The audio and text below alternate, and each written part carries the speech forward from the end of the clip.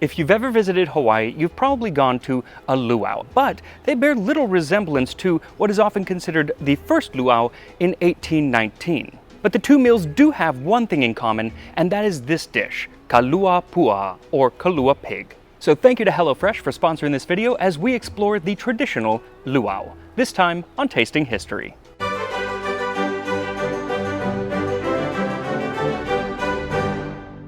So I am here at the Marriott Waikoloa on the big island of Hawaii. And it is pronounced Hawaii instead of Hawaii, but you'll often hear both pronunciations.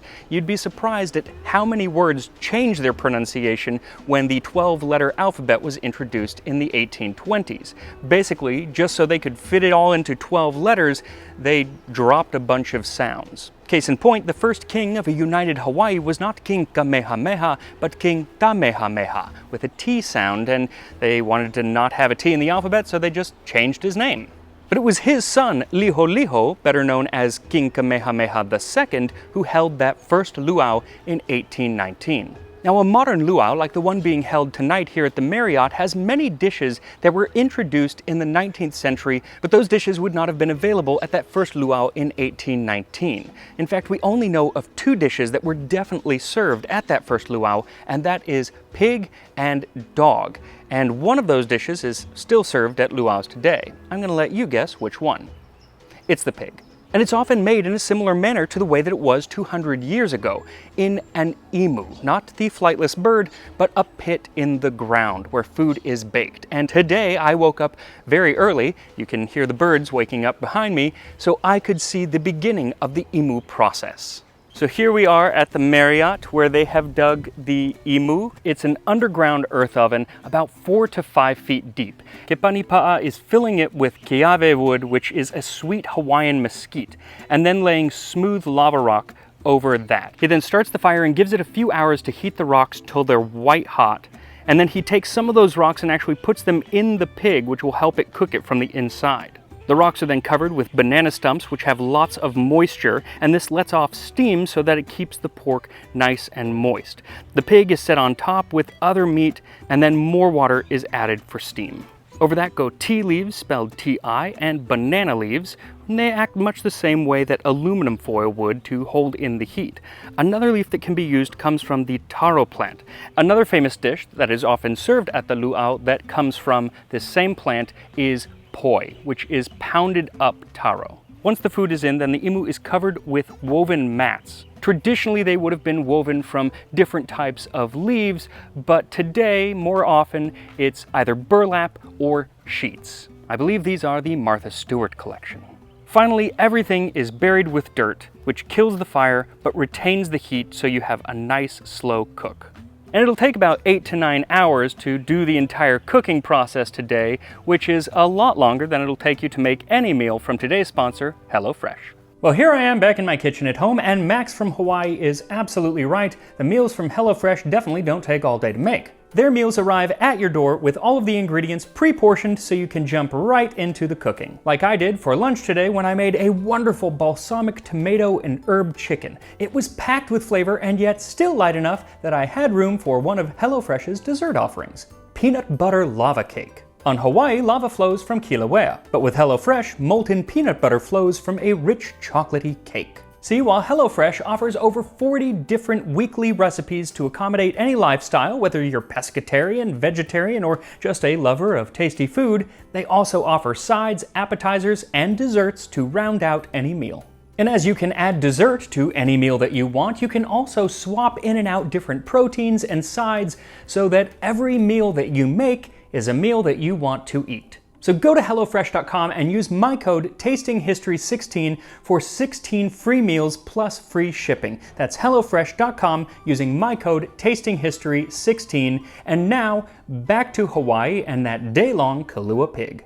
So yeah, Kepanipa'a is going to be at this pretty much all day, so I'll come back tonight to taste some of that pig. But I can't wait that long to eat. Luckily, I have some other options, and that means it's time for a scene change. And here we are. See, most of us don't really want to wait all day for our Kalua pork, nor do we have an emu in our backyard, nor do we really want a whole pig at any given time. So luckily, Chef Ipi Iona of Ipi's Hawaiian Barbecue here in the town of Waimea has agreed to share some of his secrets in how to make Kalua pork easier and at home. Thank you so much, Max, for having me. And again, today we're gonna be doing Kalua pig. I'm gonna show you two techniques. First thing we're gonna do is we're actually gonna cut up this domestic pork butt. Cut it into big chunks if you can. Then we're gonna put it into our pot. We're gonna put about 2 tablespoons of salt. The salt that I'm using is Hawaiian salt. You can find this on Amazon, on the internet, wherever. Once it's in the pot, we're gonna add liquid smoke. So I'm gonna take about a tablespoon. I'm gonna pour it right over my pork like that. It smells like if you took a campfire, crushed the entire campfire up, put it in a bottle of water, shook that bottle of water. That's exactly what this thing smells like. It's super cool. Really convenient. So that's it. As you can see, we have our salt, our liquid smoke. Here's the thing. We're gonna cover this with water. We're gonna actually take it to the stove, bring it to a boil, and then reduce it to a simmer. You don't wanna have this thing boiling like mad, but you definitely want it to have a good simmer. And we're gonna simmer this for about 4 hours, checking it as it goes. Do not let all of the water evaporate. As you're going, either add more water or keep it covered. One of the two. You really want to keep the liquid above your pork throughout this whole process. Now for our second technique, this one takes a little more time, but we're gonna develop a few more flavors in this also. We're gonna actually use banana leaves. This is gonna mimic that emu flavor. These leaves I got in my dad's backyard, but look, if your dad doesn't grow banana leaves or bananas in his backyard, you can find this at a lot of Mexican grocery stores or Asian grocery stores. What we're gonna do is we're gonna put the pork onto the banana leaf, heavily salt it with a little Hawaiian salt, and then we're gonna wrap it. Fold it over, fold it again, and fold it one more time, and then we're gonna actually put it back into the pan. We're gonna put it into our smoker.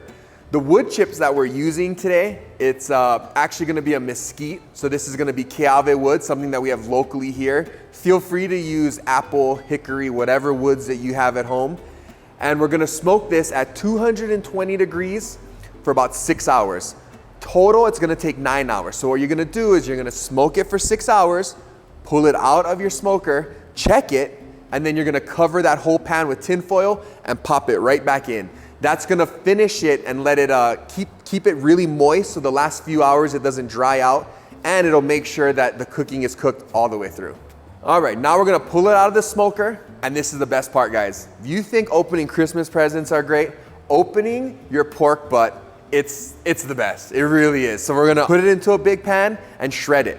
Usually when we're doing the whole pig, it's a big process, so we put it in a big pan and everybody gets involved and shreds it up. Season it as you go with some Hawaiian salt and enjoy. And here we are, we have our 2 Kalua porks. Which one is this? So this is gonna be the one that we put in the water. So this is the one with right. the liquid smoke, salt, and water. As you can see, it's a little bit not as long and shredded and a little more moist than the other one. Yep, tastes like Kalua pig. It is moist. It's really good. You get the, I got like just the individual grains of salt. Like That's my favorite part, that crunch. Yeah, yeah. Yep. And then this one is the smoked one. Yep, this is the banana leaves, smoke, and just a little bit of keawe wood. You can see also it's a little more pulled, like more you know, long strands. Also really good too. Yeah, it's a little sweeter. It's really, really good. I think the fat stays in this one a little more, where the other one, the fat escapes in the water a little more. This one kind of, you know, fat stays in there. Yeah. So I'm probably going to finish this entire bowl, but we still have another Kalua pig that I'm going to be eating tonight, so I don't want to fill up completely. So I'll let you eat that bowl and I'll eat this bowl. Fair enough? Sounds good to me. I need 2 of these bowls though. So thank you so much, Ipi, for having me. If you are ever in Waimea here on the Big Island, make sure to check out Ipi's Hawaiian Barbecue. And if you are not, then pick up Ipi's cookbook. Just came out very recently. It has lots of recipes that we've done. Yeah, has a Kalua pig. Has the Kalua pig, and lots of other recipes that obviously we haven't done, seeing as we've only done one recipe. We'll work our way through it when we get them back to Hawaii. That's right. And like I said, I still have one more Kalua pork to try tonight at the Luau. And when that pig comes out, it's very important because there are a lot of hungry tourists to feed. but it pales in comparison to the importance of the pig that was served at the first luau in 1819. And while today a luau is fun and entertaining, I'm thinking that first one in 1819 was a very serious meal. So I would venture to say that the luau of Liholiho, better known as King Kamehameha II, is the most important meal in all of Hawaiian history. And to understand why that is, you have to understand the system that they were living under, kapu. Kapu means forbidden, and today you'll often see it on signs around the islands that mean like this area is off limits. But that's just a fraction of what it actually means. Before the 19th century, kapu was a set of rules and prohibitions that governed every aspect of Hawaiian life. It was politics, lifestyle, and religion all wrapped up into one set of rigid rules. These could be things like not cutting down a certain type of tree or not fishing during a certain time of year. And even if you broke kapu by mistake, it didn't matter. The punishment was swift and harsh, very often leading to your death. Now, much of the kapu system governed food, what you could eat, and with whom you could eat it. Many foods were off limits to commoners and to all women. Women couldn't eat coconuts, many types of reef fish, shark, turtle, and 67 of the 70 varieties of banana were kapu to women. But perhaps most off limits was pork, because the pig was associated with the god Lono, and it was frequently used as a sacrificial offering. And the system was rigid and stifling not just to the commoners, but to everyone. Even many of the chiefly class, known as the ali'i, found themselves confined by the rigidity of these rules. And the reason that people followed them was not only not to be bludgeoned to death as punishment for breaking it, but also because when you broke it, it would anger the gods. The system was only lifted on one occasion, the chief's death. After the chief died, there was a period of what is known as ai noa, or free eating, and the chief's family would leave the area while the body was being prepared and the bones would be hidden away somewhere on the island. And during that time, it was pandemonium. Shortly after the death of King Kamehameha the Great, a Reverend William Ellis wrote, "When we landed on Oahi, signs of desolation met our eyes everywhere and were proof of the excesses that had been committed at the recent death of Kamehameha. Forbidden foods are devoured without scruple, especially by women. Rights of ownership are disregarded. Force becomes the supreme law. The voice of the chiefs is powerless. Old offenses are revenged with blood or pillage. In a word, unbelievable scenes of disorder, cruelty, and debauchery take place all over, encouraged by lack of punishment." And when Kamehameha I died, his son, who was 22, Liholiho, became chief and put kapu back in place, and order was restored. Everything went back the way that it had been done for hundreds and hundreds of years. But something was a little different this time. First, Liholiho was not his father.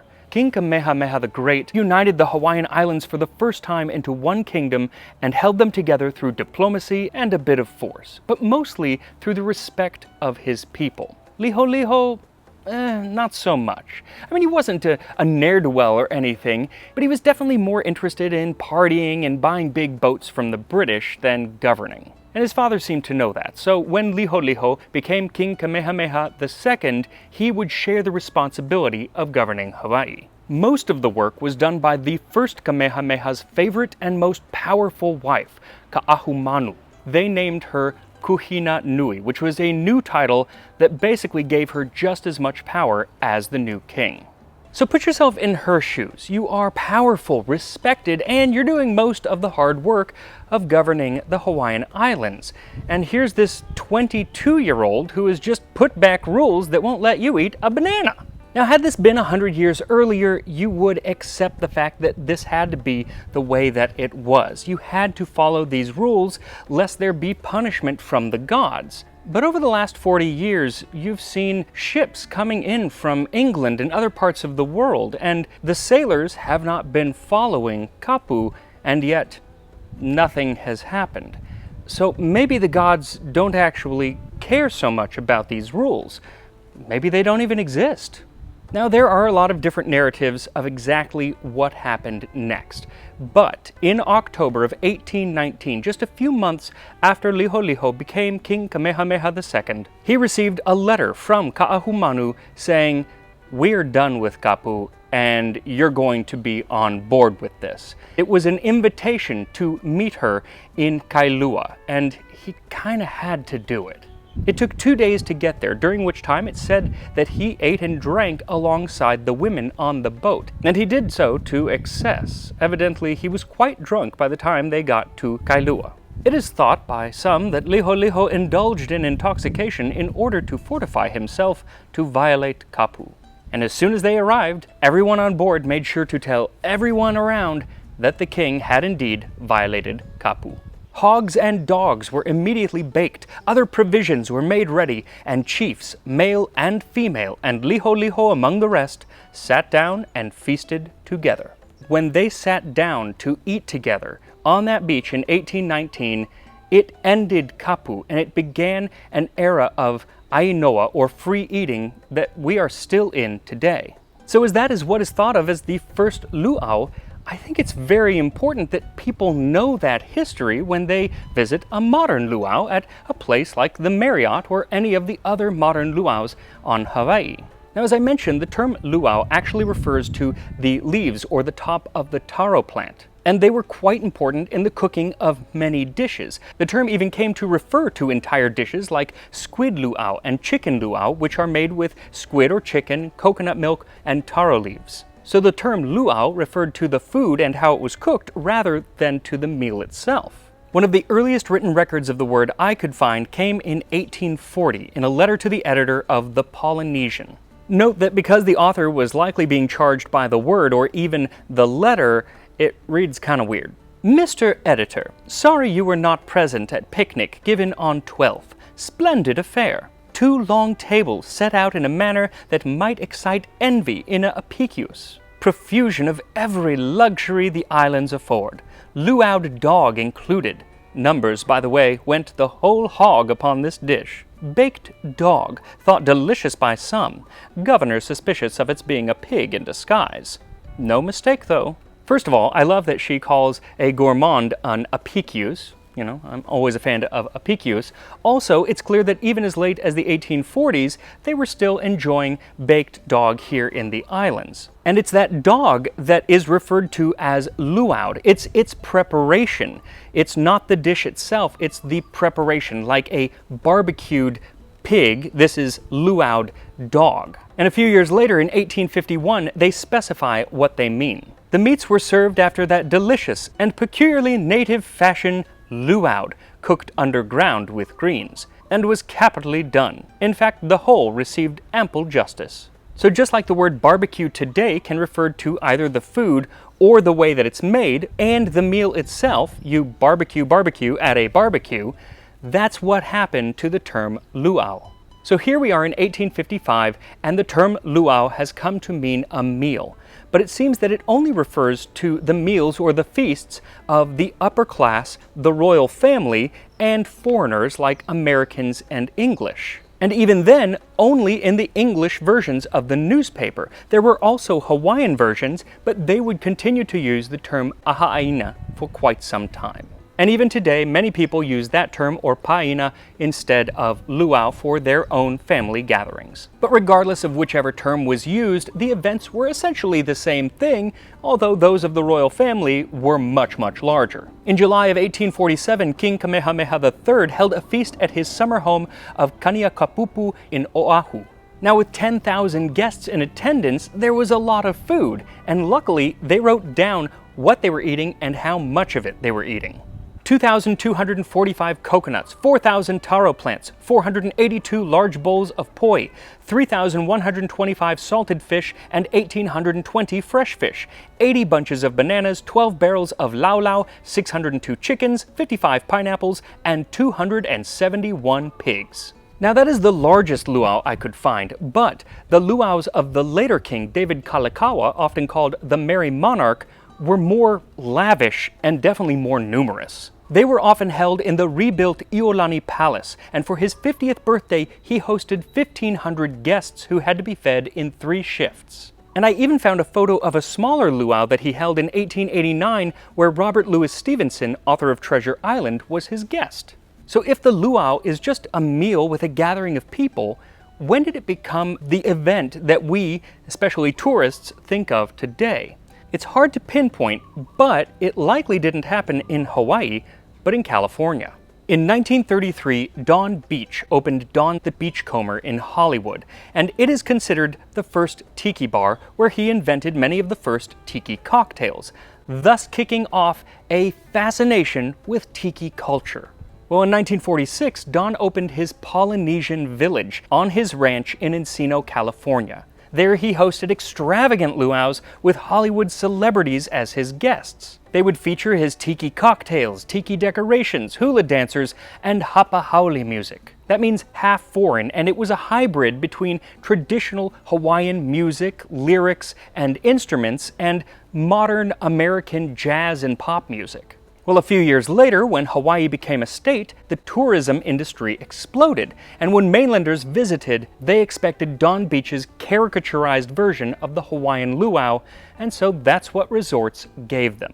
But in recent years, while they are still there to entertain, they've also started to use the luau as a way to educate the visitors. The shows include more traditional song, dance, and language. And I've even found some actual Hawaiian history make its way into the narrative from time to time, and you know that's something I appreciate. Now, one thing that hasn't changed at all since the luaus of the 1950s and 60s is that you can't go more than a few feet without running into a tiki cocktail, namely the Mai Tai, and I had a delicious Mai Tai at the luau where I finally got to enjoy that kalua pig. So after 8 or 9 hours, Ke Panipa'a removed all of the dirt from the imu, uncovered the pig, and took it up out of the imu. The meat was literally falling off the bone.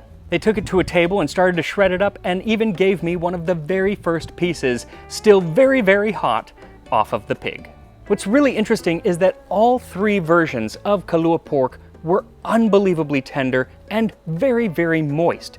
The flavors were a little bit different based on how they were cooked. Some were more smoky. The one that was baked actually in the ground was a little sweeter, but they were all fantastic. What's really interesting is that I was expecting some sort of crackling, kind of a crispy outside of the skin. But because it's actually steamed, you don't get that. Everything just is tender and falls off the bone. So thank you to Chef Ippy, Chef Jason, and Ke Panipa'a, and everyone here at the Marriott for doing all of the cooking for me and letting me taste it and film here at their beautiful resort. And I will see you next time on Tasting History.